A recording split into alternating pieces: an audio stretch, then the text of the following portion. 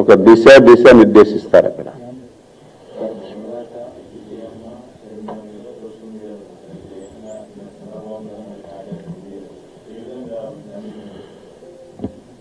ఇందాక నేను చెప్పాను శాసనసభ దగ్గర కూడా, పనికి మాలినటువంటి వెధవలు ఎంత దారుణంగా ఫేక్ న్యూస్ పెడుతున్నారంటే, నిన్న ఢిల్లీలో చంద్రబాబు నాయుడు గారు వెళ్ళి బీజేపీ పెద్దల కాళ్లకు మొక్కినట్టుగా మొత్తం మాఫింగ్ చేసి ఫేక్ న్యూస్ పెట్టారు. పనికి మాలిన వెధవలు అంటాను వాళ్ళకి. ఒకరు కాళ్ళు పట్టుకోవాల్సిన అవసరం తెలుగుదేశం పార్టీకి చంద్రబాబు నాయుడికి లేదు. ఒకవేళ కాళ్ళు పట్టుకోవాలంటే మీరే పట్టుకున్నారు చాలాసార్లు. మీ మీద 11 కేసులు ఉన్నాయి, ఛార్జ్ షీట్లు వేశారు. రేపో ఎల్లుండో అవన్నీ కూడా ముందుకొచ్చి అరెస్ట్ అయ్యే భయం మీకుండి మీరు చేస్తారు తప్ప తెలుగుదేశం పార్టీకి అది అవసరమే లేదు అని చెప్పి కూడా తెలియచేస్తున్నాను. నిన్నను బీజేపీ పెద్దల ఆహ్వానం మేరకు ఒక పొలిటికల్ పార్టీగా వెళ్ళి వాళ్ళతో మాట్లాడొచ్చాం తప్ప ఇది ఫేక్ న్యూస్. వీళ్ళు డే 1 నుంచి ఫేక్ ఫెలోస్ మొదటి నుంచి జగన్మోహన్ రెడ్డి కానీ వాళ్ళ దగ్గర ఉన్నటువంటి పేటీఎం బ్యాచ్ కానీ మళ్ళీ చెప్తున్నాను, కంప్లైంట్స్ కూడా ఇచ్చినా పోలీసులు పట్టించుకోవడం లేదు. ఈరోజు మా మీద ఎవరైనా సరే చిన్న పోస్ట్ పెడితే మేమిచ్చిన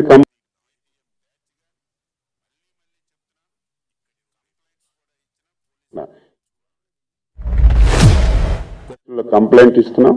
ఇవన్నీ రేపు భవిష్యత్తులో తగినటువంటి విధంగా చర్యలు తీసుకుంటాం.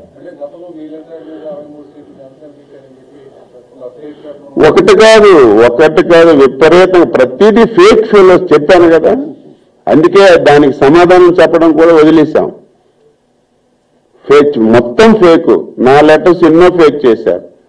చంద్రబాబు నాయుడు గారి లెటర్ మీద కాంగ్రెస్ తో మళ్ళీ పొత్తున ఒక ఫేక్ లెటర్ పెట్టారు. మొత్తం ఫేక్ ఫెలోస్. ఆ అవసరం లేదు.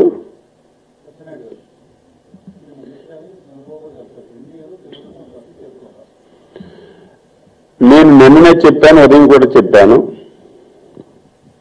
అన్ఎక్స్పెక్టెడ్ గా అధ్యక్షుల గారిని అమిత్ షా గారు ఫోన్ చేసి కలవమని చెప్పారు. రాత్రి 11:30 నుంచి 12:30 వరకు అమిత్ షా గారితో కలిసి మా అధ్యక్షుల గారు చర్చించారు. ఆయన మళ్ళీ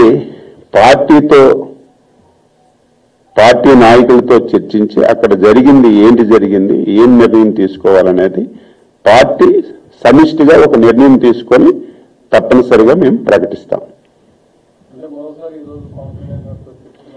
కంటిన్యూ కాదు, ఈ రెండు ఆల్మోస్ట్ పొత్తులతో వెళ్లాలని చెప్పి డిసైడ్ చేశాం.